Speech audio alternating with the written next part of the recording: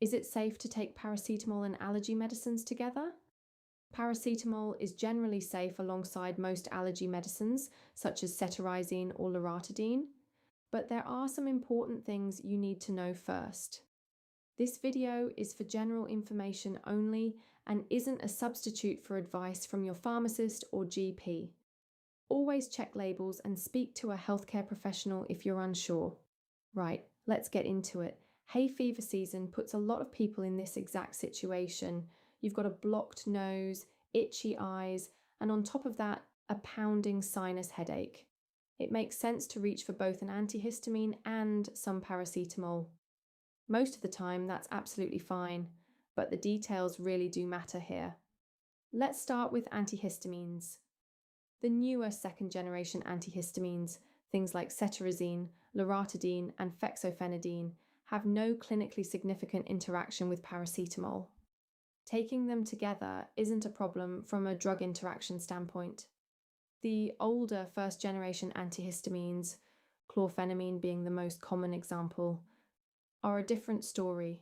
They're sedating. So if you're taking one of those, you need to be careful about combining them with alcohol, sleeping tablets, or anything else that affects the central nervous system, as that combination can significantly increase drowsiness. Now, here's the thing that catches a lot of people out.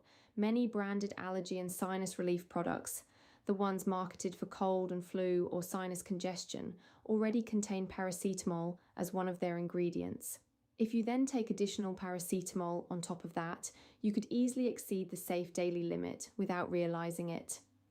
There is a strict maximum daily amount for adults. Never exceed what's stated on the label or what your clinician advises. If you're unsure about your total intake across different products, ask a pharmacist. Going over that limit puts real strain on your liver, and serious liver damage can occur. So before you take anything, check every label carefully. All of them. Intranasal corticosteroid sprays, like the ones commonly used for hay fever, have minimal systemic absorption when used as directed and are generally considered safe to use alongside paracetamol. Decongestants are worth a separate mention. If you have uncontrolled high blood pressure, decongestants should be avoided. They're also not suitable for people taking a type of antidepressant called MAOIs. And if you're using a topical nasal decongestant spray, don't use it for longer than directed on the label. Overuse can actually worsen congestion over time. If your symptoms persist, speak to a pharmacist.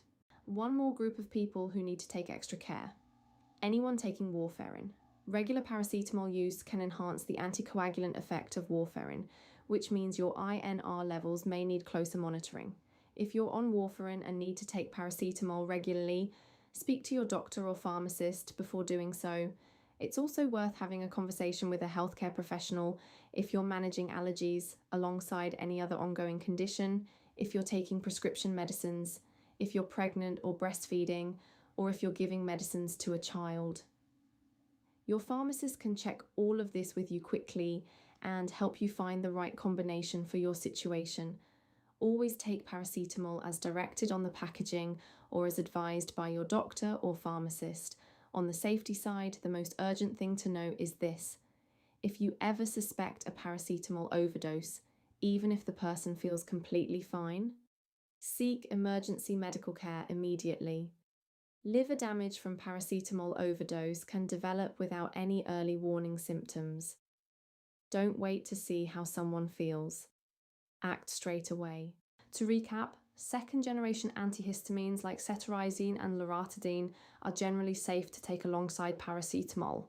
The biggest risk isn't an interaction between the medicines, it's accidentally taking too much paracetamol by not checking whether your allergy product already contains it. And if you're on warfarin, have high blood pressure, or take sedating antihistamines, speak to a healthcare professional before combining anything. If you found this helpful, leave a comment below, especially if you've got a question about a specific product. Give this video a like if it was useful, and subscribe to Bolt Pharmacy for more straightforward, evidence-based health information.